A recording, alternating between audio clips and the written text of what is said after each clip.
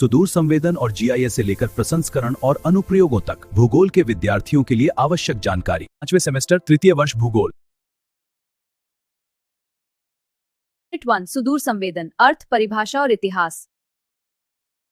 कभी सोचा है कि हम हजारों किलोमीटर दूर किसी जगह को बिना वहां गए इतनी गहराई से कैसे जान लेते हैं? आज हम एक ऐसी ही कमाल की टेक्नोलॉजी पर बात करेंगे जिसका नाम है सुदूर संवेदन यानी रिमोट सेंसिंग। ये हमें अपने ही प्लैनेट को देखने का, उसे समझने का एक बिल्कुल नया नजरिया देती है। तो आखिर ये सुदूर संवेदन है क्या? देखिए, बहुत सीधे शब्दों में कहें तो ये दूर से चीजों को महसूस करने का एक साइंस है। एक ऐसी तकनीक जिससे हम पृथ्वी की सतह की सारी जानकारी उसे बिना छुए, बिना वहां जाए हासिल कर सकते हैं। ये सब होता है एक अदृश्य ऊर्जा के खेल से, एक ऐसी बातचीत जो हर पल हमारी पृथ्वी और अंतरिक्ष के बीच चल रही है। चलिए इसी के बारे में आगे जानते हैं। आज के इस चर्चा में हम क्या क्या कवर करने वाले हैं? सबसे पहले सुदूर संवेदन का एक परिचय, फिर ये काम कैसे करता है, ये अलग अलग सतहों को कैसे पहचानता है, कौन कौन सी तकनीकें इसमें इस्तेमाल होती हैं, पृथ्वी को समझने में इसका क्या योगदान है, और आखिर में ये हमारे लिए इतना जरूरी क्यों है। तो चलिए इस टॉपिक में अब जरा और गहराई में उतरते हैं।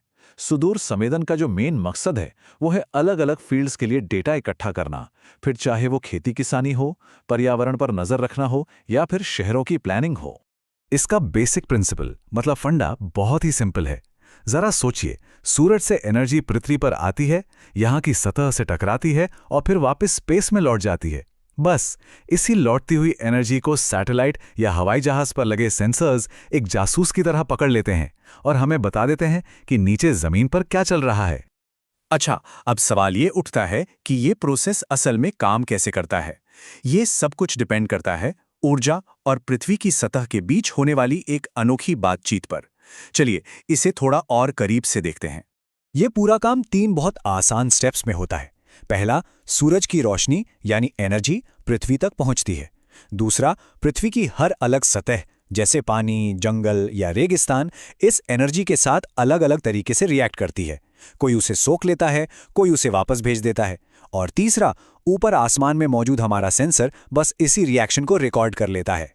और यहीं से असली जादू शुरू होता है। देखिए, हर चीज का, चाहे वो पानी हो, कोई पेड़ हो या चट्टान, एनर्जी को रिफ्लेक्ट करने का एक अपना खास तरीका होता है। इसी को हम स्पेक्ट्रल सिग्नेचर कहते हैं। ये उस चीज के फिंगरप्रिंट जैसा है, बिल्कुल यूनिक।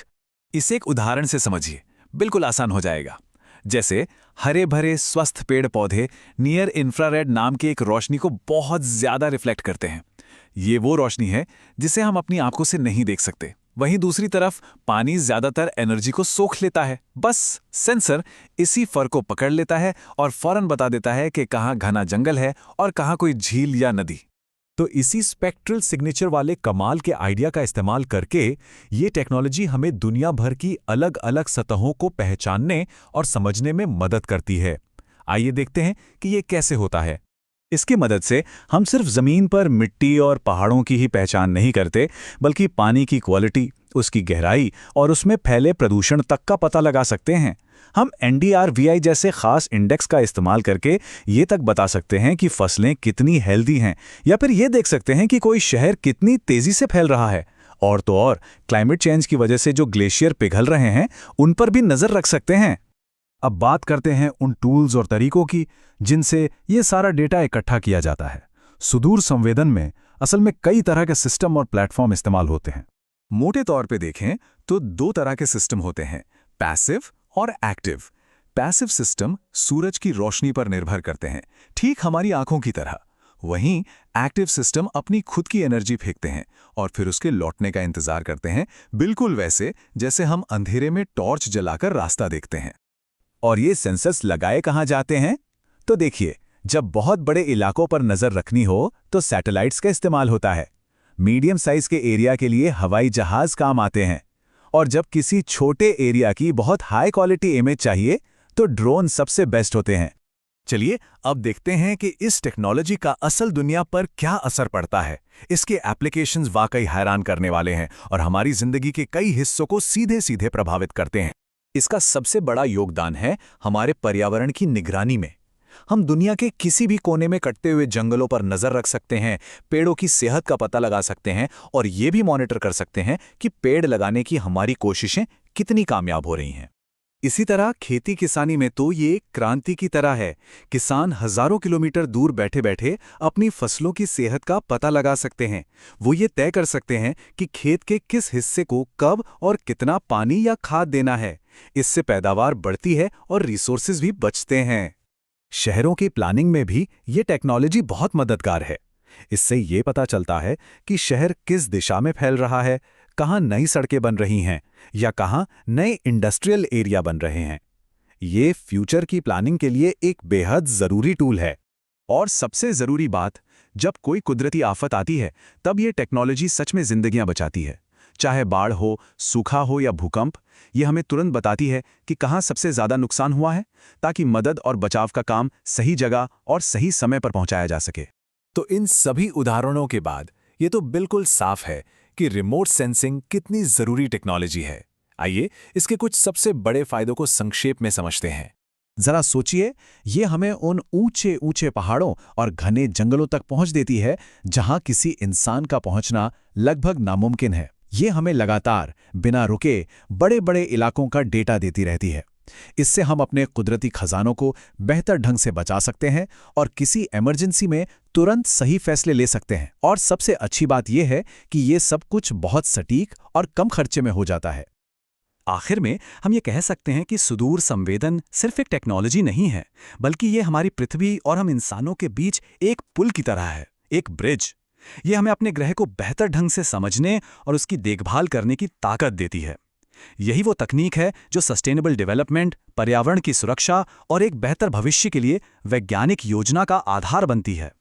तो अगली बार जब कोई सैटेलाइट तस्वीर देखें तो एक पल के लिए जरूर सोचिएगा कि वो एक तस्वीर हमारे ग्रह के बारे में कितनी ही अनकही कहानियां बयां कर रही है। यूनिट 2 सुदूर અને संवेदन तंत्र और सिद्धांत है। कभी सोचा है कि अमेज़न के घने जंगलों का मैप या अंटार्कटिका की बर्फ की मोटाई हम ये सब कैसे पता लगाते हैं, वो भी बिना वहां पैर रखें? इसका जवाब एक कमाल की टेक्नोलॉजी में छिपा है जिसका नाम है रिमोट सेंसिंग। ये वो तकनीक है जो हमें, सच कहें तो, हमारी दुनिया को ऊपर से देखने की ताकत देती है। तो चलिए आज इस दिलचस्प तकनीक की दुनिया में थोड़ा गहरा उतरते हैं। हम समझेंगे कि ये असल में है क्या, ये काम कैसे करती है, इसका सफर कैसा रहा और सबसे जरूरी कि आज हमारी दुनिया पर इसका क्या असर पड़ रहा है। तो सबसे पहला सवाल, ये रिमोट सेंसिंग है क्या भला? चलिए एकदम बेसिक से शुरू करते हैं। इसे आप एक सुपर पावर्ड नजर की तरह समझ सकते हैं। जैसे हमारी आंखें हमें बिना छुए चीजों को देखने देती हैं, ठीक वैसे ही रिमोट सेंसिंग हमें यही काम पूरे प्लैनेट के स्केल पर करने की क्षमता देता है। मतलब बहुत दूर से जानकारी इकट्ठा करना। और हाँ, ये सिर्फ एक अच्छी सी फोटो खींच लेना नहीं है, बिल्कुल नहीं। ये एक पूरा सिस्टम है, एक पूरी पाइपलाइन। सोचिए, एक सैटेलाइट ने जंगल की एक इमेज ली, उस डेटा को प्रोसेस किया गया और बस हमें पता चल जाता है कि कौन से पेड़ हेल्दी हैं और कहाँ सूखा पड़ रहा है। मतलब ये कच्ची जानकारी को काम की चीज में बदलना है। तो पर्दे के पीछे आखिर होता क्या है? ये टेक्नोलॉजी हमें इतनी कमाल की जानकारी देती कैसे है? चलिए इसकी पूरी मैकेनिक को समझते हैं। अच्छा, इसको ऐसे समझिए कि आप एक अंधेरे कमरे में हैं और हाथ में एक टॉर्च है। पहला चरण एनर्जी सोर्स, ये आपकी टॉर्च है, जैसे कि सूरज। दूसरा चरण सेंसर, टॉर्च की लाइट चीजों से टकराकर आपकी आंखों तक वापस आती है, आपकी आंखें ही सेंसर हैं। तीसरा चरण प्लेटफॉर्म, आपकी आंखें आपके सिर पर है ना, तो सिर हो गया प्लेटफॉर्म। और चौथा चरण डेटा प्रोसेसिंग, आपका दिमाग उस लाइट को समझकर कमरे का एक मेंटल मैप बना लेता है। बस रिमोट सेंसिंग भी बिल्कुल ऐसे ही काम करता है, लेकिन पूरे प्लैनेट के लेवल पर। अब इसमें एक बहुत जरूरी फर्क है। एक होता है पैसिव सेंसिंग, जो एक आम कैमरे जैसा है, उसे काम करने के लिए सूरज जैसी रोशनी चाहिए। और दूसरा है एक्टिव सेंसिंग, जो फ्लैश वाले कैमरे की तरह है। ये अपनी खुद की एनर्जी भेजता है, जैसे रडार की तरंगे, और फिर उसकी गूंज को सुनता है। और इसी वजह से ये रात में या घने बादलों के पार भी देख सकता है। और ये जो सेंसर होते हैं, ये हवा में ऐसे ही नहीं तैरते, इन्हें अलग अलग प्लेटफॉर्म्स पर लगाया जाता है। जैसे कि सैटेलाइट्स, जो हमारे प्लैनेट के गार्ड्स की तरह हैं, लगातार बड़े बड़े पैटर्न्स जैसे क्लाइमेट चेंज पर नजर रखते हैं। फिर आते हैं विमान, जो बहुत डिटेल्ड हवाई नक्शे बनाने के लिए परफेक्ट हैं। और फिर हैं ड्रोन, जो किसी किसान के खेत के ऊपर उड़कर एक एक पौधे की जानकारी दे सकते हैं। हर टेक्नोलॉजी की एक कहानी होती है। तो हम गुब्बारों से ली गई धुंधली तस्वीरों से लेकर आज की क्रिस्टल क्लियर सैटेलाइट इमेजरी तक कैसे पहुंचे? चलिए थोड़ा समय में पीछे चलते हैं। इसकी कहानी भी बड़ी दिलचस्प है। सब कुछ शुरू हुआ था 19वीं सदी में, जब लोग कबूतरों और गुब्बारों पर कैमरे लगाकर दुनिया को ऊपर से देखने की कोशिश कर रहे थे। फिर आया वर्ल्ड वॉर 2 और हवाई जासूसी बहुत जरूरी हो गई। लेकिन असली गेम चेंजर था 1972 में लैंडसैट 1। ये पहला ऐसा सैटेलाइट था जिसे सिर्फ और सिर्फ हमारी धरती को स्टडी करने के लिए भेजा गया था, और बस वहीं से पृथ्वी विज्ञान का एक नया दौर शुरू हो गया। और आज तो हम हाई रेजोल्यूशन सैटेलाइट्स, ड्रोन्स और 3D मॉडलिंग की दुनिया में जी रहे हैं, जो हमें हमारा प्लैनेट रियल टाइम में दिखाते हैं। देखिए, हर पावरफुल चीज की तरह रिमोट सेंसिंग के भी अपने फायदे और अपनी कुछ कमियां हैं। इसकी कमाल की ताकत और प्रैक्टिकल मुश्किलों के बीच एक बैलेंस बनाना पड़ता है। इसका सबसे बड़ा प्लस पॉइंट है इसकी पहुंच। हम उन जगहों पर भी नजर रख सकते हैं जहां पहुंचना नामुमकिन है, जैसे ऊंचे पहाड़ या गहरे समंदर। और ये बहुत एफिशिएंट भी है। सोचिए, किसी दूर दराज के आइलैंड पर तूफान आने वाला है। वहां टीम भेजने से कहीं बेहतर है कि सैटेलाइट से रियल टाइम में उसे ट्रैक किया जाए, लोगों को वक्त पर निकाला जाए और जानें बचाई जाए। ये हमें एक बर्ड्स आई व्यू देता है जो कहीं और से नहीं मिल सकता। लेकिन जाहिर है ये सब इतना आसान भी नहीं है। एक सैटेलाइट बनाने और लॉन्च करने में करोड़ों लगते हैं, और मौसम भी हमेशा साथ नहीं देता। एक बादल भरा दिन ऑप्टिकल सैटेलाइट के लिए किसी बंद दरवाजे की तरह होता है। और फिर बात आती है डेटा की, टेराबाइट्स में डेटा, जिसे समझने के लिए एक्सपर्ट्स की टीम चाहिए। चलिए अब थ्योरी से हटकर असल दुनिया की बात करते हैं। ये टेक्नोलॉजी हमारी रोज की जिंदगी पर क्या असर डालती है, देखते हैं इसके कुछ रियल वर्ल्ड एप्लीकेशंस। शुरुआत करते हैं खाने से, जो हमारी प्लेट में आता है। रिमोट सेंसिंग किसानों को अपने खेतों पर एक नई नज़र देता है। वो फसलों की सेहत देख सकते हैं, सिर्फ वही पानी दे सकते हैं जहां जरूरत है, और यहां तक कि पैदावार का अंदाजा भी लगा सकते हैं।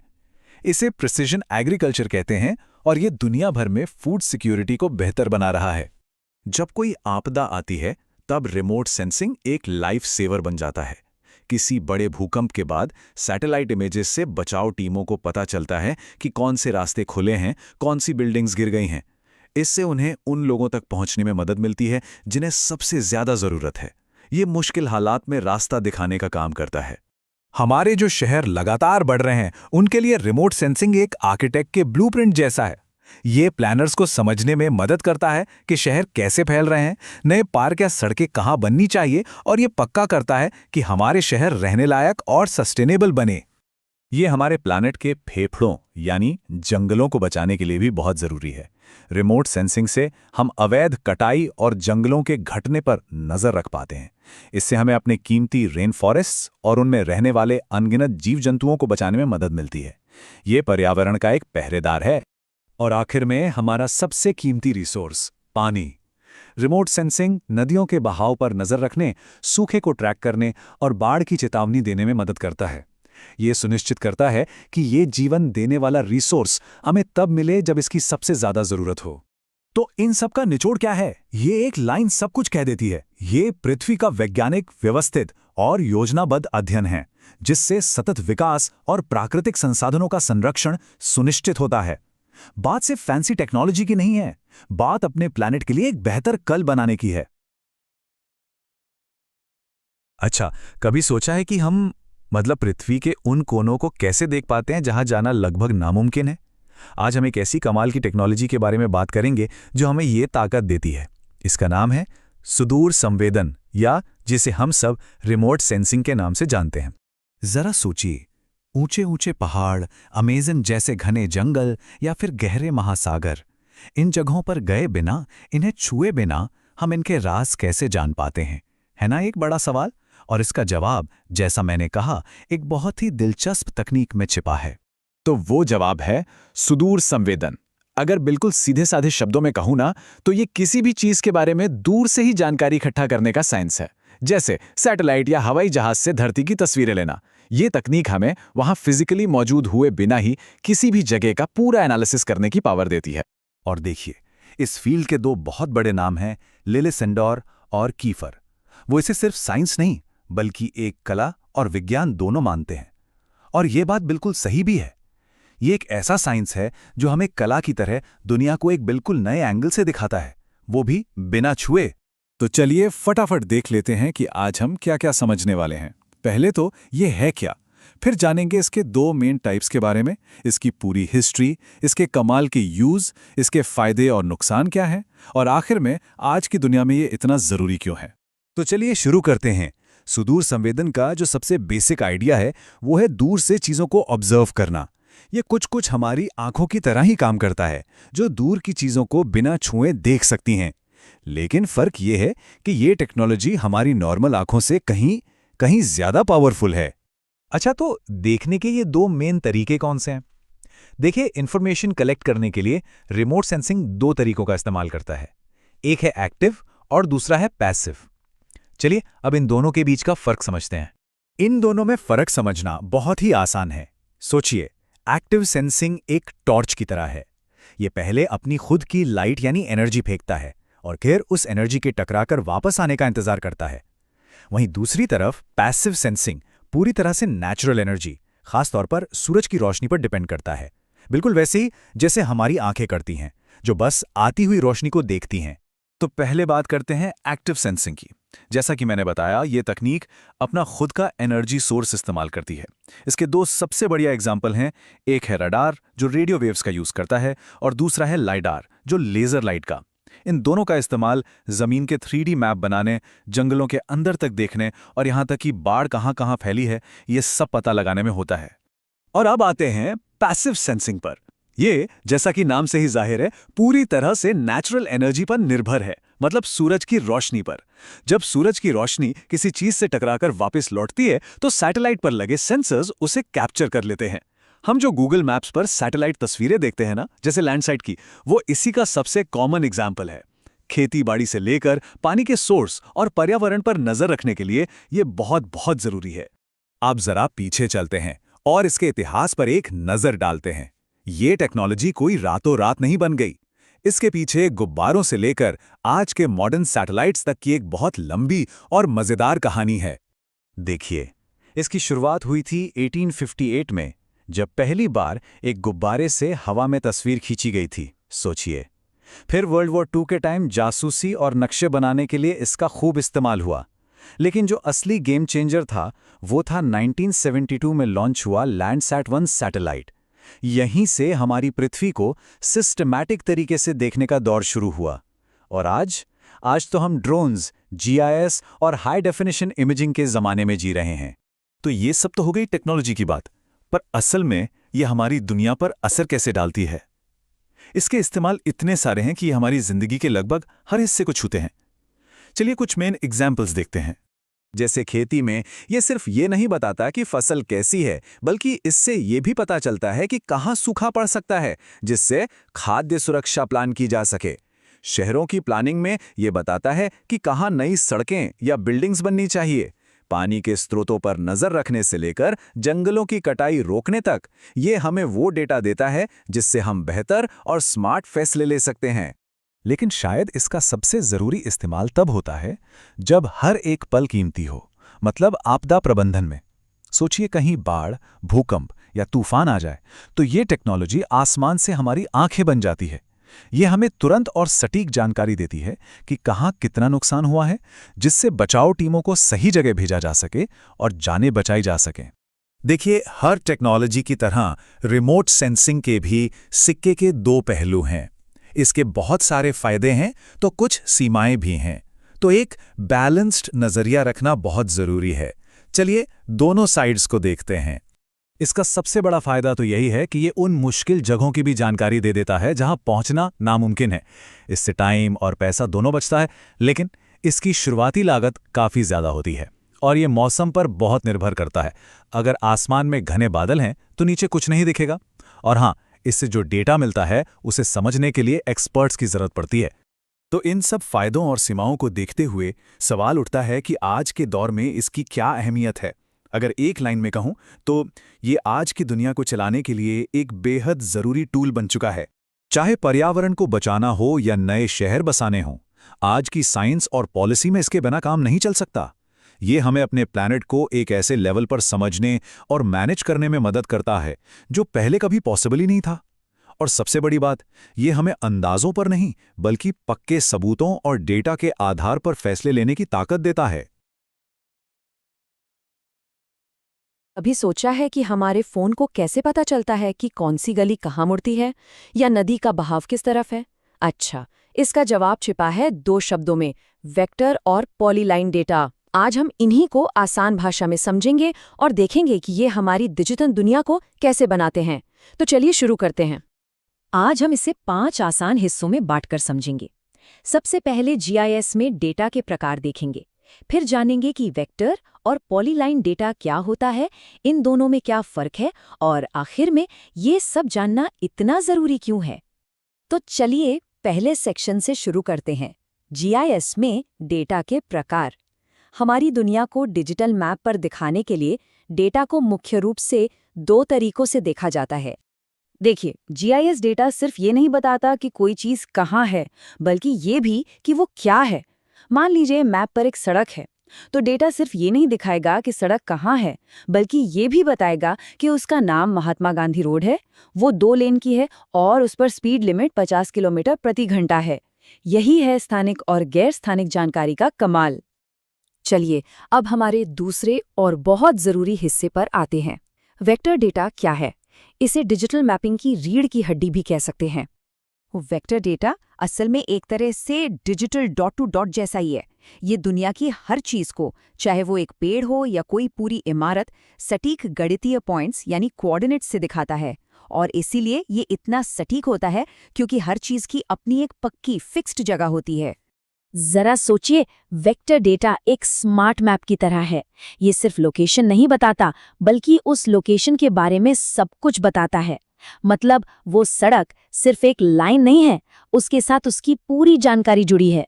उसका नाम क्या है, उसकी चौड़ाई कितनी है, और यहाँ तक कि वो सड़क पक्की है या कच्ची। यही तो एट्रीब्यूट डेटा की असली ताकत है। वेक्टर डेटा दुनिया को समझने के लिए बस 3 आसान से आकारों का इस्तेमाल करता है। पहला है बिंदु, जो एक पिन की तरह किसी एक लोकेशन को दिखाता है, जैसे कोई स्कूल या टावर। दूसरा है रेखा, जो एक धागे की तरह नदियों और सड़कों को जोड़ती है।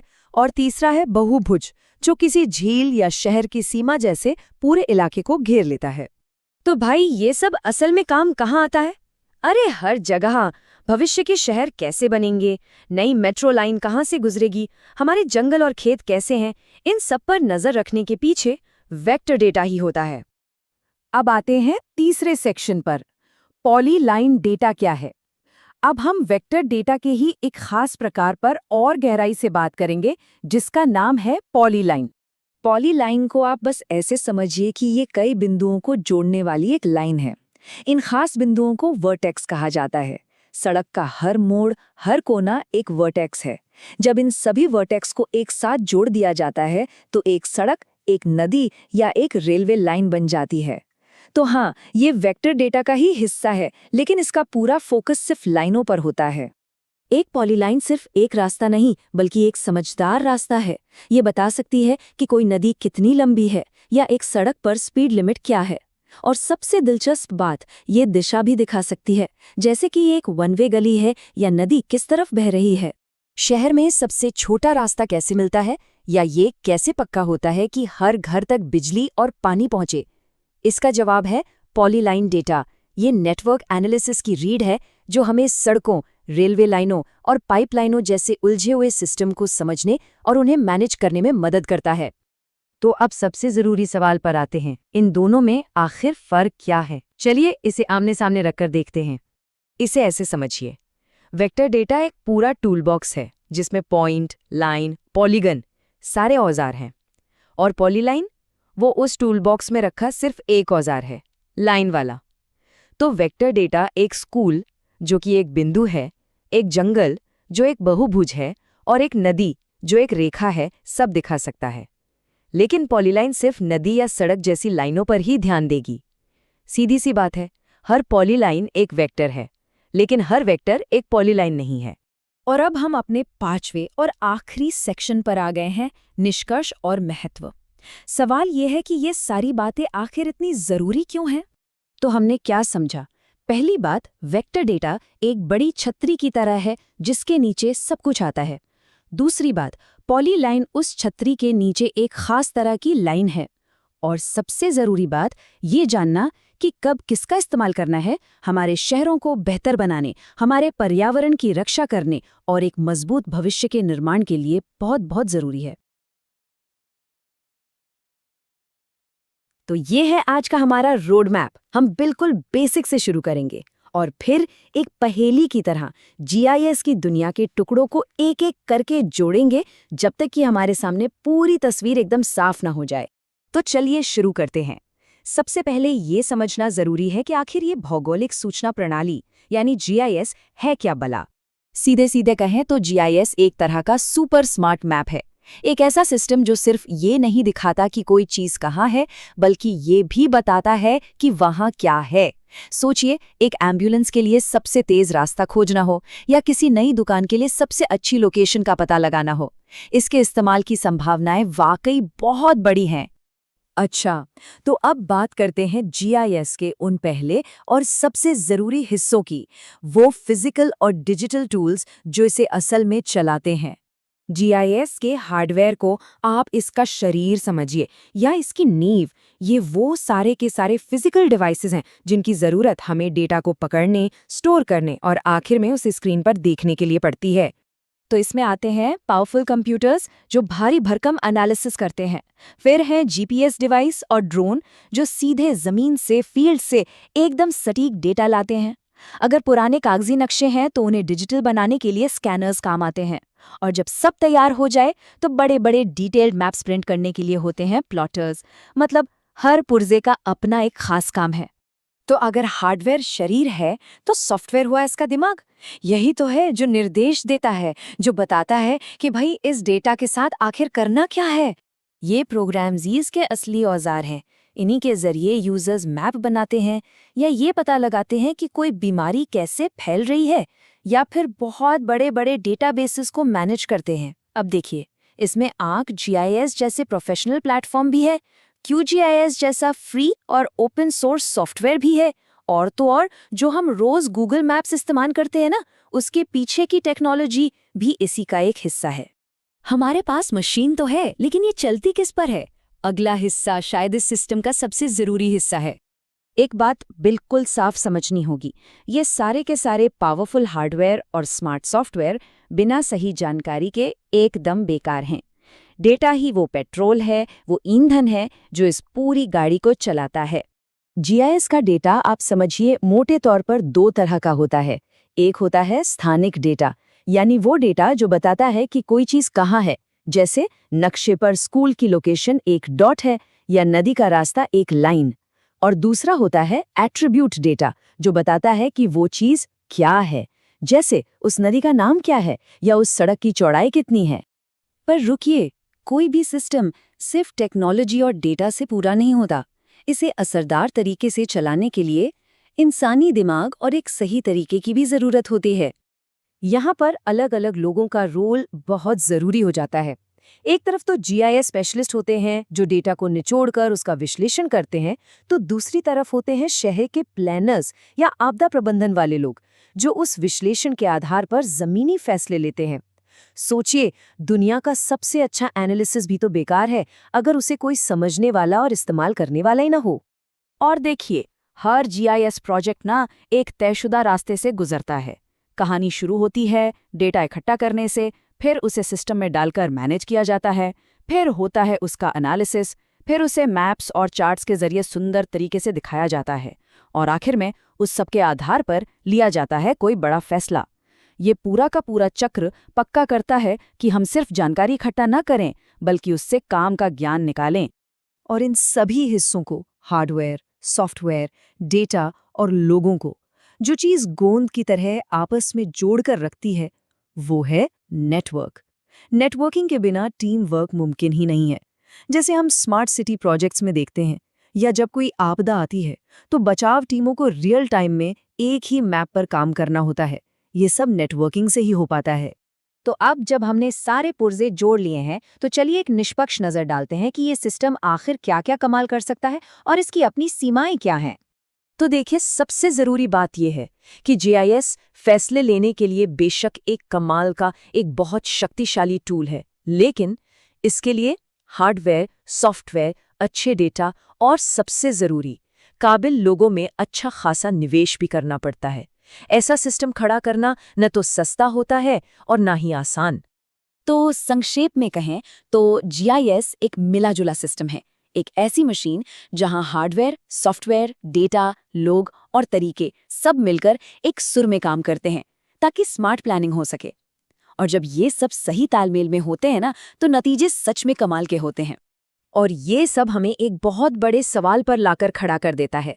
आज जब हमारी दुनिया सैटेलाइट्स, ड्रोन्स और हमारे मोबाइल फोन से पहले से कई ज्यादा लोकेशन डेटा बना रही है, तो आने वाले कल में जीआईएस हमारे फैसले लेने के तरीकों को कैसे और कितना बदलेगा? लगता है इसकी असली ताकत तो अब दुनिया देखना शुरू करेगी।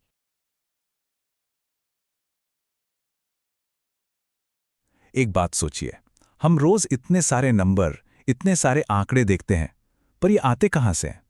आज हम इसी की तह तक जाएंगे और आंकड़ों की दो बिल्कुल अलग दुनियाओं को समझेंगे, एक आधिकारिक और दूसरी अनौपचारिक। हाँ, वही नंबर्स जो हमें बताते हैं देश की आबादी कितनी है, इकोनॉमी किधर जा रही है, सेहत का क्या हाल है। पर कभी सोचा है कि इन नंबर्स के पीछे क्या है? मतलब ये आंकड़े बनते कैसे हैं, कौन बनाता है? चलिए आज इसी पहेली को सुलझाते हैं। तो आज का सफर कुछ ऐसा रहेगा। पहले हम देखेंगे कि आंकड़ों की ये दो दुनियाएं हैं क्या, फिर एक एक करके दोनों को समझेंगे, मतलब आधिकारिक डेटा क्या है, अनौपचारिक डेटा क्या है, फिर देखेंगे कि इनमें मेन फर्क क्या है, और आखिरी में सबसे जरूरी सवाल कि हमें दोनों की जरूरत क्यों पड़ती है। तो चलिए शुरू करते हैं। सबसे पहली बात जो समझनी है वो ये कि डेटा मतलब आंकड़े मोटे तौर पर दो परिवारों में बटे होते हैं। और हाँ, ये एक दूसरे के दुश्मन बिल्कुल नहीं हैं। इनको ऐसे समझिए जैसे ये अलग अलग काम के लिए बने दो अलग अलग टूल्स हों। तो एक तरफ है आधिकारिक डेटा, जैसा नाम से ही साफ है, इसे सरकार इकट्ठा करती है बड़े लेवल पर एक तय तरीके से। और दूसरी तरफ है अनौपचारिक डेटा, इसे कोई एनजीओ या रिसर्च ग्रुप इकट्ठा करता है, और ये अक्सर ज्यादा तेज और किसी एक खास जगह या मुद्दे पर फोकस्ड होता है। ठीक है, तो अब जरा गहराई में चलते हैं। सबसे पहले बात करते हैं आधिकारिक आंकड़ों की कि ये आखिर हैं क्या। तो आधिकारिक डेटा या ऑफिशियल डेटा वो होता है जिसे सरकारी एजेंसियां कलेक्ट करती हैं, फिर उसे वेरीफाई करती हैं और फिर पब्लिश करती हैं।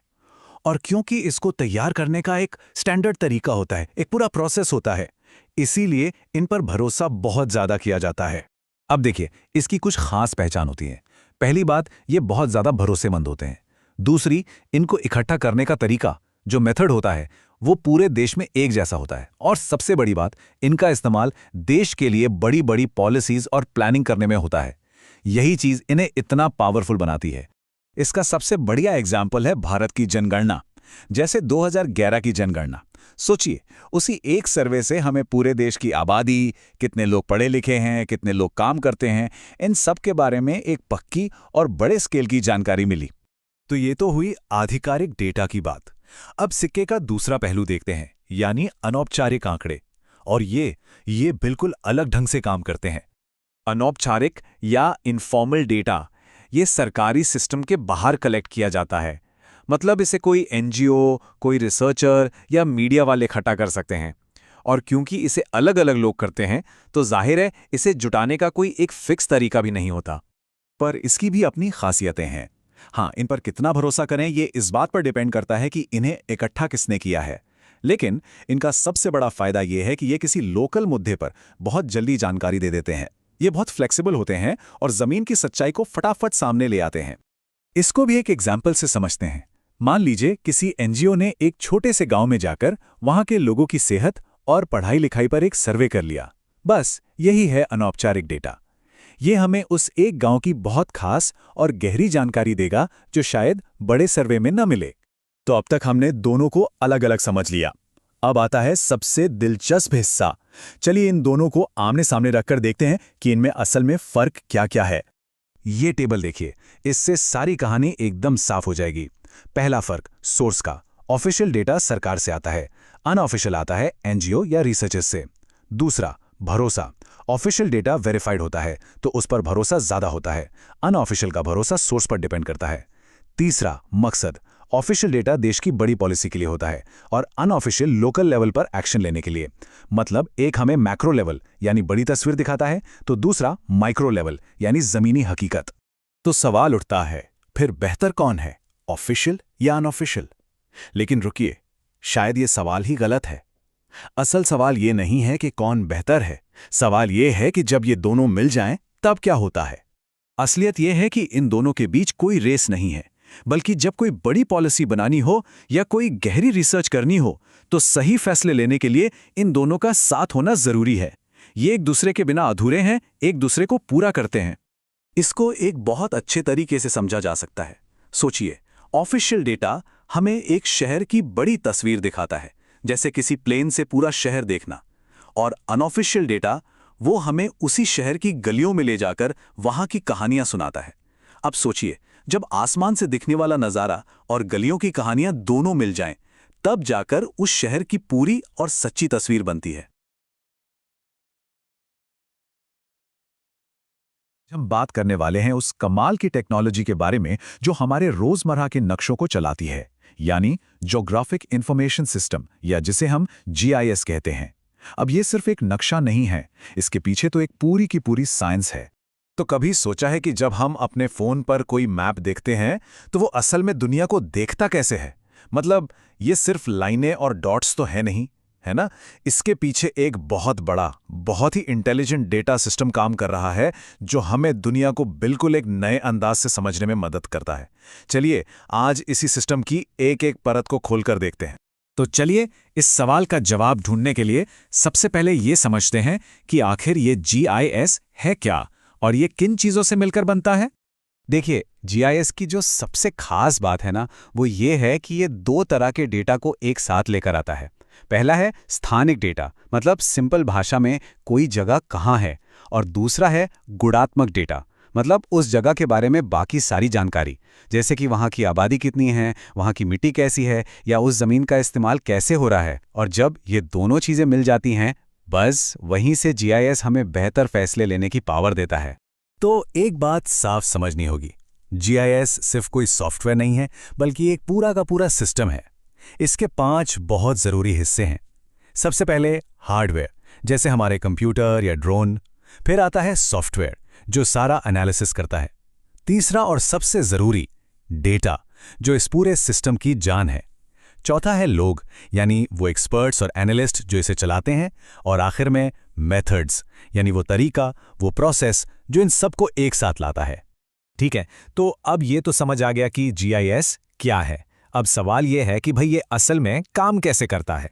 देखिए, इसका पूरा प्रोसेस कुछ स्टेप्स में होता है। सबसे पहले सैटेलाइट और सर्वे जैसी चीजों से डेटा इकट्ठा किया जाता है। फिर उस सारे डेटा को एक डेटाबेस में अच्छे से ऑर्गेनाइज किया जाता है। इसके बाद असली जादू होता है। सॉफ्टवेयर उस डेटा में पैटर्न ढूंढता है, जैसे कहां पर आबादी तेजी से बढ़ रही है या किस इलाके में पानी की कमी हो सकती है। और फिर आखिर में इस सारी जानकारी को समझने लायक बनाने के लिए नक्शे, चार्ट्स और यहां तक कि 3D मॉडल्स में बदल दिया जाता है। और यहीं पर जीआईएस और रिमोट सेंसिंग की पार्टनरशिप को समझना बहुत जरूरी है। इसको ऐसे समझिए, रिमोट सेंसिंग हमें सैटेलाइट से तस्वीरें देता है, जो कि एक तरह से कच्चा माल है, और जीआईएस उस कच्चे माल को लेता है, उसका एनालिसिस करता है और उसे मतलब देता है। जैसे मान लीजिए रिमोट सेंसिंग ने एक जंगल की तस्वीर दी, तो जीआईएस हमें यह बताएगा कि अरे, इस जंगल का इतना हिस्सा तो पिछले साल कट चुका है। अच्छा, जीआईएस भी ना कई अलग अलग तरह का होता है। एक है डेस्कटॉप जीआईएस, जिसे एक्सपर्ट्स बहुत गहराई से एनालिसिस करने के लिए इस्तेमाल करते हैं। फिर है सर्वर जीआईएस, जो एक सेंट्रल सिस्टम की तरह काम करता है, जहां से कई लोग डेटा ले सकते हैं। और जो हमारे फोन में मैप्स वाली ऐप्स होती हैं, वो मोबाइल जीआईएस है। और हाँ, गूगल मैप्स, जिसका हम सब लगभग रोज ही इस्तेमाल करते हैं, वो वेब जीआईएस का सबसे बेहतरीन एग्जाम्पल है। चलिए अब आते हैं इस बातचीत के सबसे मजेदार हिस्से पर कि ये टेक्नोलॉजी असल दुनिया में क्या क्या कमाल कर रही है। सबसे पहले बात करते हैं हमारे शहरों की। स्मार्ट सिटी बनाने से लेकर नई सड़कें कहाँ बननी चाहिए ये तय करने तक, और इस बात पर नजर रखने तक कि शहर कहीं बेतरतीब ढंग से तो नहीं फैल रहा, इन सब में जीआईएस प्लानर्स की मदद करता है। कह सकते हैं कि ये कुशल शहरी विकास की रीढ़ की हड्डी है। इसका एक और बहुत बहुत ज़रूरी इस्तेमाल है डिज़ास्टर मैनेजमेंट में।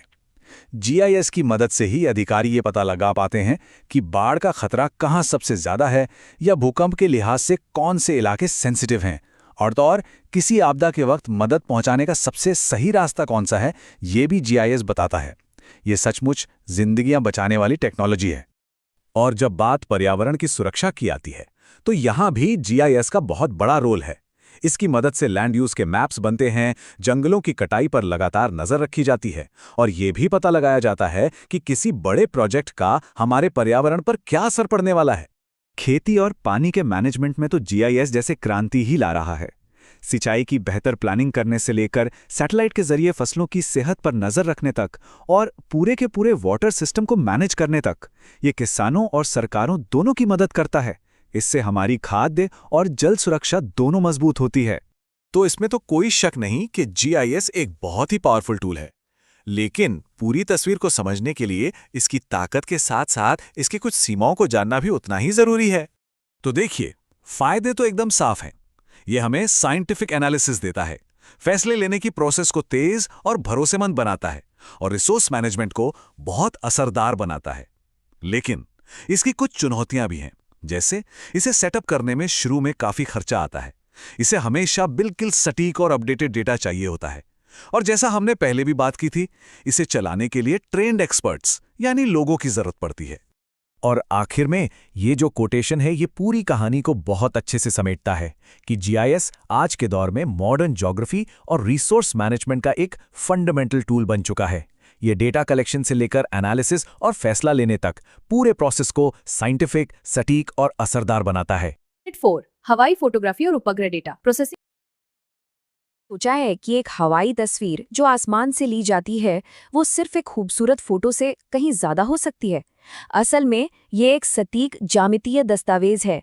जमीन के नक्शे और 3D मॉडल बनाने की पूरी कहानी यहीं से शुरू होती है। तो आज हम इसी ज्यामिति के पीछे छिपे रहस्यों को समझने वाले हैं। पर यहाँ एक बड़ा दिलचस्प सवाल खड़ा होता है। एक चपटी सी तस्वीर, मतलब एक 2D इमेज, हमारी 3D दुनिया के राज आखिर खोल कैसे सकती है?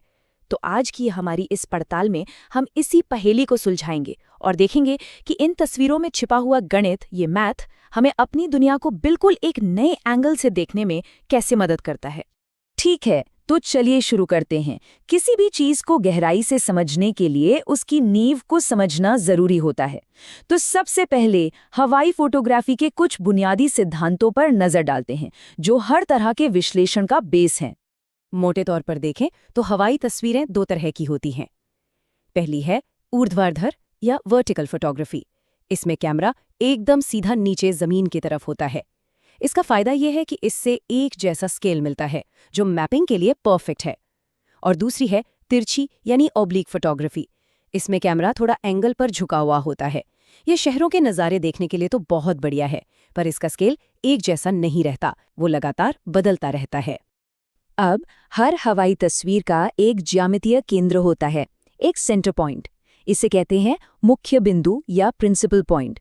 ये वो पॉइंट है जहां कैमरे के लेंस की सीधी लाइन यानी ऑप्टिकल एक्सिस फोटो से टकराती है। ये बहुत ज़रूरी है क्योंकि सारे की सारे कैलकुलेशंस यहीं से शुरू होती हैं। समझिए, ये हमारा 0 पॉइंट है। ठीक है, सेंटर पॉइंट तो मिल गया, पर मापेंगे कैसे? इसके लिए काम आते हैं निर्देशक चिन्ह या फिडुशियल मार्क्स। ये कैमरे के फ्रेम पर बने कुछ पक्के निशान होते हैं, जो फोटो पर एक तरह का ग्राफ पेपर, एक कोऑर्डिनेट सिस्टम बना देते हैं, बिल्कुल एक ग्रिड के कोनों की तरह, जिनकी मदद से हम हर चीज को एकदम सटीक तरीके से नाप सकते हैं। चलिए, अब आते हैं हवाई फोटोग्राफी के एक बहुत ही जरूरी कॉन्सेप्ट पर, शायद सबसे जरूरी, और वो है तस्वीर का पैमाना यानी उसका स्केल। तो ये फोटोग्राफिक स्केल आखिर है क्या? देखिए, ये बस एक अनुपात है, एक रेशियो। फोटो पर एक दूरी और जमीन पर असल में वो कितनी दूरी है, इसके बीच का रिश्ता। ये हमें बताता है कि फोटो कितनी जूम इन या जूम आउट है। और यही वो चीज है जो एक मामूली फोटो को एक काम के नक्शे में बदल देती है। और अच्छी बात यह है कि इसे कैलकुलेट करने का एक सीधा साधा फॉर्मूला भी है। S = F / H - H। यहाँ S तो हो गया स्केल, F है कैमरे की फोकल लेंथ, H है कि हवाई जहाज कितनी ऊंचाई पर उड़ रहा है और H है जमीन की औसत ऊंचाई। बस इन 3 चीजों को समझ लिया तो किसी भी एरियल फोटो का एकदम सटीक पैमाना निकाला जा सकता है। लेकिन रुकिए, ऐसा नहीं है कि ये हवाई तस्वीरें एकदम परफेक्ट होती हैं। असल में इनमें भी कुछ ज्यामितीय गड़बड़ियां, कुछ डिस्टॉर्शंस होती हैं, जिन्हें समझना बहुत बहुत जरूरी है। तो चलिए अब इन गलतियों और डिस्प्लेसमेंट्स को देखते हैं। आमतौर पर 3 तरह की गड़बड़ियां देखने को मिलती हैं। पहली है रिलीफ डिस्प्लेसमेंट, जिसमें ऊंची चीजें जैसे कोई बिल्डिंग फोटो के सेंटर से बाहर की तरफ झुकी हुई सी दिखती हैं। दूसरी है टिल्ट डिस्प्लेसमेंट, ये तब होता है जब कैमरा खुद थोड़ा झुका हुआ हो। और तीसरी है लेंस डिस्टॉर्शन, कभी-कभी कैमरे का लेंस ही किनारों पर इमेज को थोड़ा सा मोड़ देता है। इसमें एक सीधा सा नियम याद रखना है, कोई भी चीज जितनी ज्यादा ऊंची होगी और फोटो के सेंटर से जितनी ज्यादा दूर होगी, उसमें ये झुकाव या डिस्प्लेसमेंट उतना ही ज्यादा दिखेगा। पर अच्छी बात यह है कि ये कोई रैंडम गलती नहीं है, हम इसका अंदाजा लगा सकते हैं और क्योंकि हम इसे समझ सकते हैं तो हम इसे ठीक भी कर सकते हैं। तो ठीक है, हमने 2D फोटो की प्रॉब्लम्स तो देख लें। अब बात करते हैं सॉल्यूशन की। आखिर हम एक 3D व्यू, एक 3 आयामी नज़ारा बनाते कैसे हैं? और यहीं पर स्टीरियोस्कोपी का जादू शुरू होता है। ये 3D व्यू बनाने का तरीका ना बड़ा सीधा है। सोचिए, प्लेन एक फोटो खींचता है, फिर थोड़ा सा आगे बढ़ता है और फिर एक और फोटो खींच लेता है जो पहली वाली को थोड़ा ओवरलैप करे। फिर जब इन दोनों फोटोज को एक साथ खास तरीके से देखा जाता है तो हमारा दिमाग खुद ब खुद इन्हें जोड़कर एक 3D इमेज बना लेता है। और इस पूरे प्रोसेस में एक नंबर बहुत ज़रूरी है, 60%। एक बढ़िया 3D व्यू के लिए 2 लगातार तस्वीरों के बीच कम से कम 60% का फॉरवर्ड ओवरलैप होना ही चाहिए। इससे ये पक्का हो जाता है कि ज़मीन का हर एक हिस्सा कम से कम 2 अलग-अलग एंगल से कैप्चर हो गया है। ये जो 3D इफेक्ट है, ये पैरालैक्स नाम की एक चीज़ की वजह से होता है। जब हम किसी चीज़ को 2 अलग-अलग जगहों से देखते हैं तो उसकी पोजीशन में थोड़ा सा बदलाव दिखता है ना? बस यही पैरालैक्स है।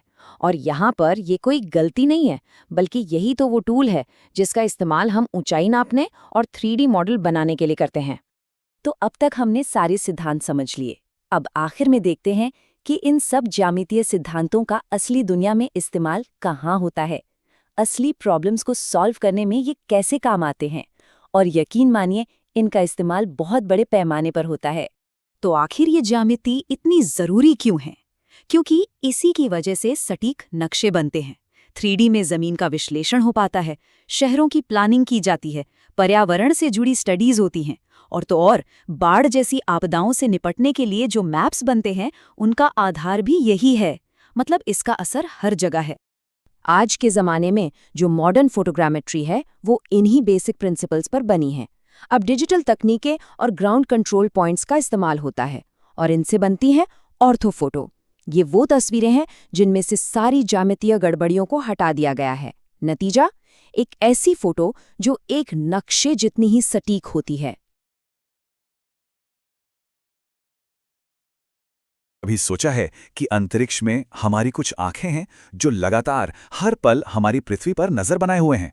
जी हाँ, ये हैं सैटेलाइट्स, और इनसे मिलने वाला डेटा एक ऐसी जबरदस्त ताकत है जो हमारे इस ग्रह को देखने और समझने का नजरिया ही बदल रहा है। तो चलिए आज इसी कमाल की टेक्नोलॉजी की दुनिया में थोड़ा और गहरा उतरते हैं। तो ये सैटेलाइट डेटा आखिर है क्या? आसान भाषा में कहें तो ये अंतरिक्ष से खींची गई तस्वीरें और वहां से मिले आंकड़े हैं। पर ये सिर्फ तस्वीरें नहीं हैं, इनके हर पिक्सल में, हर एक नंबर में हमारी धरती की कोई न कोई कहानी छिपी है। कहाँ जंगल घने हो रहे हैं, कहाँ शहर फैल रहे हैं, किस नदी में पानी कम हो रहा है, ये सब कुछ हमें हजारों किलोमीटर दूर से ही पता चल जाता है। इस पूरी कहानी को अच्छे से समझने के लिए हम इसे 6 हिस्सों में देखेंगे। सबसे पहले, आसमान से ये आंखें हमें देखी क्यों रही हैं। फिर जानेंगे कि ये सब शुरू कैसे हुआ, ये डेटा बनता कैसे है, इसका हमारी पृथ्वी पर क्या असर हो रहा है, इस रेस में भारत कहाँ खड़ा है, और हाँ, आगे भविष्य में क्या होने वाला है। तो चलिए शुरू करते हैं सबसे पहले और सबसे जरूरी सवाल से। आखिर हमें अंतरिक्ष से पृथ्वी पर इतनी पैनी नजर रखने की जरूरत ही क्यों पड़ी? इसका जवाब छिपा है इसके मकसद में। देखिए, इसका कोई एक मकसद नहीं है, बल्कि कई हैं। ये टेक्नोलॉजी एक साथ कई मोर्चों पर हमारी मदद करती है। ये हमारी जमीन और पानी जैसे कीमती संसाधनों को बेहतर ढंग से समझने में मदद करती है। हमारे वातावरण में जो बदलाव आ रहे हैं उन्हें ट्रैक करती है। और यही नहीं, जब बाढ़ या तूफान जैसी कोई आपदा आती है तो उससे निपटने की तैयारी में भी मदद करती है। हमारे शहर कैसे बसेंगे, हमारे खेत कैसे लहलहाएंगे, इसकी प्लानिंग भी इसी नज़र पर टिकी है। लेकिन ये नज़र हमेशा से इतनी तेज और साफ नहीं थी। चलिए थोड़ा वक्त में पीछे चलते हैं और देखते हैं कि ये सब शुरू कहाँ से हुआ। इस कहानी की शुरुआत होती है 1957 में स्पुतनिक 1 के लॉन्च से, जिसने सच में अंतरिक्ष का दरवाज़ा दुनिया के लिए खोल दिया। इसके कुछ ही साल बाद 1960 में टायरोस 1 ने हमें पहली बार अंतरिक्ष से मौसम का हाल बताया। फिर आया 1972, जो एक बहुत बड़ा मोड़ था। लैंडसैट प्रोग्राम ने लगातार पृथ्वी की तस्वीरें लेना शुरू किया, और तब से लेकर आज तक सेंटिनल और कार्टोसैट जैसे एडवांस्ड सैटेलाइट्स की वजह से हम लगभग रियल टाइम में, यानी लगभग तुरंत, धरती की हर हलचल पर नजर रख सकते हैं। तो ये तो हुई इतिहास की बात, पर सवाल अब भी वही है कि ये डेटा बनता कैसे है। मतलब ऐसी कौन सी टेक्नोलॉजी है जो इतनी दूर से ये सब कुछ देख और रिकॉर्ड कर पाती है। दरअसल सैटेलाइट्स की नज़रें भी अलग अलग तरह की होती हैं। ऑप्टिकल डेटा हमारी आंखों की तरह ही काम करता है। वो सामान्य तस्वीरें लेता है जिससे ज़मीन पर क्या है ये पता चलता है। थर्मल डेटा गर्मी को महसूस करता है, यानी ज़मीन या समुद्र का तापमान मापता है। माइक्रोवेव या रडार डेटा की खासियत ये है कि ये बादलों के आर पार भी देख सकता है, इसीलिए मौसम की सटीक जानकारी के लिए ये बेस्ट है। और फिर आता है मल्टीस्पेक्ट्रल डेटा, जो वो चीज़ें भी देख लेता है जो हमारी आंखें नहीं देख सकती, जैसे किसी फसल की सेहत कैसी है या ज़मीन के नीचे कौन से खनिज छिपे हैं। अब ये डेटा जमा कैसे होता है, इसके भी दो मेन तरीके हैं। एक होते हैं पैसिव सेंसर्स। ये हमारी आंखों की तरह हैं, जो सूरज की रोशनी में ही चीज़ों को देख पाते हैं। लेकिन जो एक्टिव सेंसर्स होते हैं, उनके पास अपनी खुद की टॉर्च होती है। वो अपना सिग्नल भेजते हैं और देखते हैं कि वो चीज़ों से टकराकर वापस कैसे आता है। रडार और लिडार टेक्नोलॉजी बिल्कुल इसी तरह काम करती है। ये सैटेलाइट्स पृथ्वी का चक्कर भी दो अलग अलग तरीकों से लगाते हैं। कुछ होते हैं जियोस्टेशनरी सैटेलाइट, जो पृथ्वी के घूमने की रफ्तार से ही घूमते हैं और हमेशा एक ही जगह के ऊपर टिके रहते हैं, जैसे किसी एक देश पर। मौसम पर लगातार नजर रखने के लिए ये एकदम परफेक्ट हैं। दूसरे होते हैं पोलर ऑर्बिटिंग सैटेलाइट, जो ध्रुवों के ऊपर से गुजरते हुए पूरी पृथ्वी का चक्कर काटते हैं। इनसे हमें धरती के हर कोने की हाई रेजोल्यूशन तस्वीरें मिलती हैं। पर रुकिए, अंतरिक्ष से आई ये तस्वीरें सीधी सादी नहीं होती। इन्हें हमारे काम का बनाने के लिए एक पूरी प्रोसेस से गुजरना पड़ता है। पहले तो तस्वीर में आई तकनीकी गड़बड़ियों को ठीक किया जाता है, फिर उसे और साफ और बेहतर बनाया जाता है। इसके बाद कंप्यूटर पहचानता है कि तस्वीर में कहाँ जंगल है, कहाँ पानी, कहाँ शहर है। फिर इस जानकारी को जीआईएस नक्शों पर डाला जाता है और आखिर में ये देखा जाता है कि समय के साथ उस जगह पर क्या-क्या बदला है। तो ये टेक्नोलॉजी काम कैसे करती है ये तो हमने समझ लिया, पर असली सवाल तो ये है कि इसका हमारी दुनिया पर, हमारी जिंदगी पर क्या असर पड़ रहा है। चलिए अब इसकी कुछ असली दुनिया के उदाहरण देखते हैं। सबसे पहले बात करते हैं हमारे सबसे जरूरी संसाधनों की, जमीन और पानी। सैटेलाइट डेटा हमें ये बताता है कि देश के किस हिस्से में सिंचाई की जरूरत है, हमारे बांधों और तालाबों में कितना पानी बचा है, और यहाँ तक कि किस जमीन की मिट्टी कितनी उपजाऊ है। ये सारी जानकारी बेहतर योजना बनाने में बहुत मदद करती है। और जहाँ पानी और मिट्टी की बात हो तो भला खेती किसानी कैसे पीछे रह सकती है। इस टेक्नोलॉजी ने तो खेती के तरीके में क्रांति ला दी है। सैटेलाइट्स ऊपर से ही बता देते हैं कि फसल की सेहत कैसी है, इस साल पैदावार कितनी हो सकती है और कहीं सूखे का खतरा तो नहीं मंडरा रहा।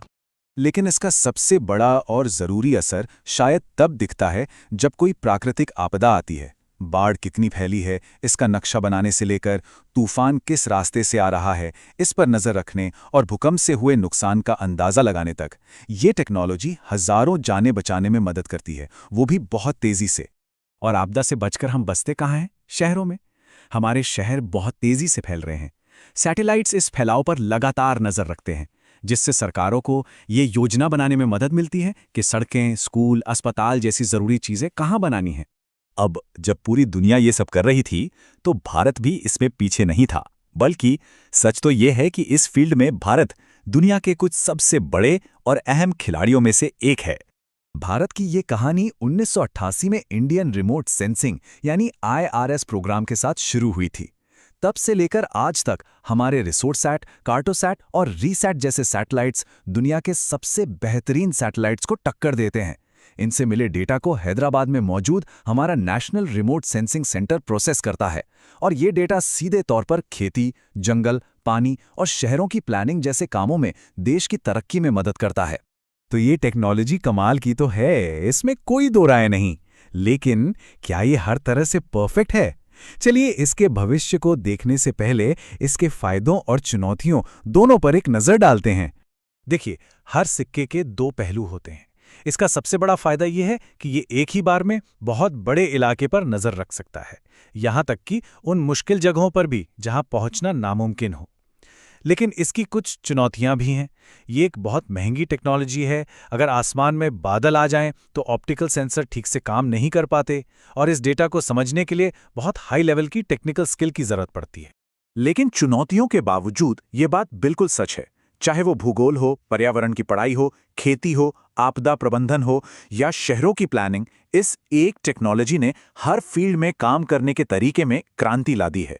इसने हमें वो क्षमता दी है जिससे हम बड़े पैमाने पर सोच सकते हैं और बिल्कुल सटीक फैसले ले सकते हैं। कभी सोचा है कि हमारी ये दुनिया ऊपर से, आसमान से कैसी दिखती होगी? आज हम हवाई फोटोग्राफी के इसी रोमांचक इतिहास में उतरने वाले हैं। ये एक ऐसा सफर है जो हमें उन शुरुआती गर्म हवा के गुब्बारों से लेकर आज के सुपर एडवांस्ड ड्रोन्स तक ले जाएगा। तो चलिए इस सफर पर निकलते हैं।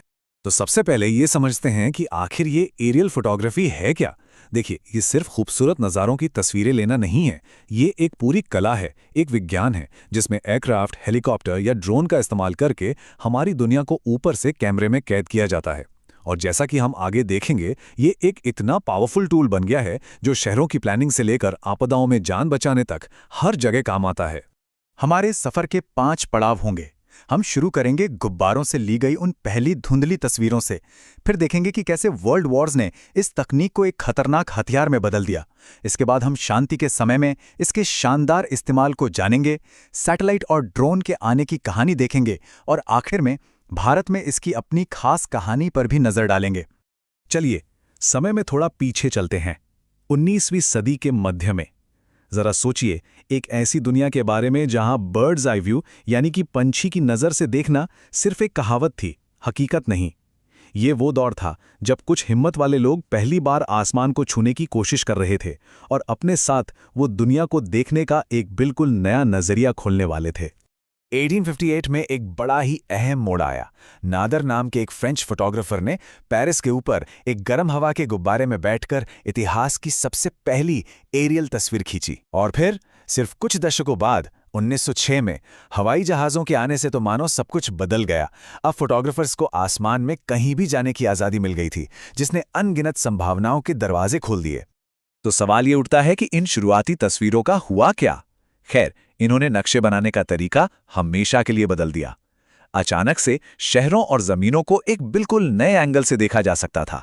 और सोचिए, सेना के रणनीतिकारों के लिए तो ये किसी क्रांति से कम नहीं था।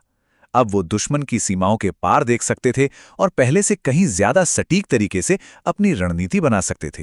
लेकिन फिर इतिहास ने एक बहुत ही गहरा मोड़ लिया। 20वीं सदी में हुए विश्व युद्धों ने एरियल फोटोग्राफी के विकास को उस रफ्तार से आगे बढ़ाया जिसकी किसी ने कल्पना भी नहीं की थी। कहते हैं ना, जरूरत ही आविष्कार की जननी है, और जंग के समय में जरूरतें तो बहुत बड़ी होती हैं। पहले विश्व युद्ध के दौरान आसमान एक नया मैदान जंग बन गया। हवाई फोटोग्राफी जासूसी का सबसे जरूरी जरिया बन गई। दुश्मन के बंकरों और खाइयों के नक्शे बनाने के लिए खास कैमरे और स्ट्रिप फोटोग्राफी जैसी तकनीकें बनाई गईं। इसमें प्लेन एक सीधी लाइन में उड़ता था और लगातार तस्वीरें लेता जाता था। इसने जनरलों को युद्ध के मैदान का ऐसा व्यू दिया जो पहले कभी नहीं मिला था। और देखिए, दोनों विश्व युद्धों के बीच टेक्नोलॉजी ने कितनी जबरदस्त छलांग लगाई।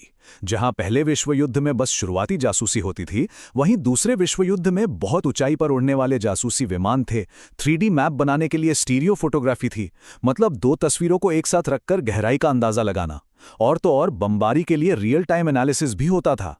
ये वाकई एक बिल्कुल नया दौर था। अब युद्ध खत्म हुआ और कहानी ने एक बहुत ही दिलचस्प मोड़ लिया। वो टेक्नोलॉजी जो जंग के लिए बनी थी, अब एक नई दुनिया को बनाने के काम आने वाली थी। 1945 के बाद एरियल फोटोग्राफी की असली कीमत शांति के समय में समझ आई। इसका इस्तेमाल जमीन के सटीक नक्शे बनाने, फसलों और जंगलों की सेहत पर नजर रखने और हमारे कीमती पानी के स्रोतों को मैनेज करने के लिए होने लगा। ये हमारी धरती को समझने और उसकी देखभाल करने का एक जरूरी हिस्सा बन गई। और शायद इसका सबसे ज़रूरी इस्तेमाल तो तब हुआ जब इसने इंसानी जानें बचाने में मदद की। जब बाढ़, भूकंप या तूफान जैसी आपदाएं आती हैं तो ऊपर से ली गई एक तस्वीर से ये तुरंत पता चल जाता है कि कहाँ कितना नुकसान हुआ है, कहाँ लोग फंसे हो सकते हैं और बचाव टीमों को कहाँ भेजना है। ये एक ऐसा टूल है जो सच में जिंदगियां बचाता है। अब कहानी में आता है एक और बड़ा ट्विस्ट। ये दौर है एडवांस्ड इलेक्ट्रॉनिक्स, सैटेलाइट्स और डिजिटल टेक्नोलॉजी का, जिसने हमें दुनिया को देखने के बिल्कुल नए तरीके दिए। ये जो टेक्नोलॉजिकल छलांग थी ना, वो कमाल की थी। 50 और 60 के दशक में कलर और इंफ्रारेड फिल्म आई, जिससे हम वो भी देख सकते थे जो नंगी आंखों से नहीं दिखता, जैसे कि पौधों की सेहत। फिर आई सैटेलाइट्स, जो हमें अंतरिक्ष से पूरी पृथ्वी का ऐसा व्यू दे रही थी जो पहले कभी नहीं मिला था। डिजिटल क्रांति ने तो सब कुछ बदल ही दिया, और अब ड्रोन हमें जब चाहें जहां चाहें अविश्वसनीय रूप से डिटेल्ड तस्वीरें दे सकते हैं। लेकिन असली गेम चेंजर तो तब आया जब हवाई तस्वीरों को जियोग्राफिक इंफॉर्मेशन सिस्टम्स यानी जीआईएस के साथ जोड़ा गया। इसे ऐसे समझिए, अब आप एक हवाई तस्वीर के ऊपर सड़कों का नक्शा, पानी के स्रोतों का नक्शा, आबादी का नक्शा, मतलब जानकारी की कई परतें डालकर एक साथ देख सकते हैं। इसने हमें अपने आसपास की दुनिया को समझने के लिए एक अविश्वसनीय रूप से शक्तिशाली टूल दे दिया। अब चलिए इस कहानी को अपने देश भारत के संदर्भ में देखते हैं। ये हमारे देश की मैपिंग की अपनी एक यात्रा है। भारत ने इस टेक्नोलॉजी को अपनाने में देर नहीं की। 1940 के दशक में ही सर्वे ऑफ इंडिया ने इसका इस्तेमाल शुरू कर दिया था। 1970 के दशक तक इसरो जैसे संगठनों के साथ भारत अंतरिक्ष से अपनी विशाल धरती का नक्शा बना रहा था, और आज सैटेलाइट से लेकर ड्रोन तक ये तकनीक भारत के विकास की कहानी का एक बहुत ही अहम हिस्सा है। आज भारत में आप देखें तो ये इमेजरी हर जगह काम आ रही है। ये हमारे तेजी से बढ़ते शहरों की योजना बनाने में मदद कर रही है, किसानों को बेहतर फसल उगाने में मदद कर रही है, हमारे जंगलों और वन्य जीवों की रक्षा कर रही है, आपदाओं के दौरान हमें सुरक्षित रख रही है और हमारी सीमाओं की निगरानी भी कर रही है। ये सचमुच एक आधुनिक भारत बना रही है। अच्छा, एक और बात समझना जरूरी है कि तस्वीरें लीक कैसे जाती हैं, क्योंकि इससे बहुत फर्क पड़ता है।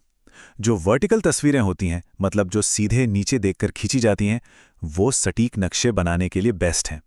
जो ओब्लिक तस्वीरें होती हैं, जो एक एंगल पर ली जाती हैं, वो हमें इमारतों और जमीन का एक नेचुरल व्यू देती हैं।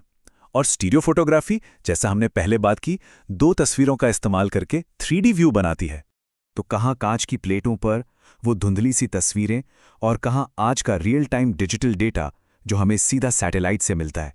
इस सफ़र ने दुनिया को लेकर हमारी समझ को पूरी तरह से बदल दिया है। ये कमाल की यात्रा रही है कि हम अपने ग्रह को कैसे देखते और समझते हैं। तो आगे क्या, भविष्य में क्या है?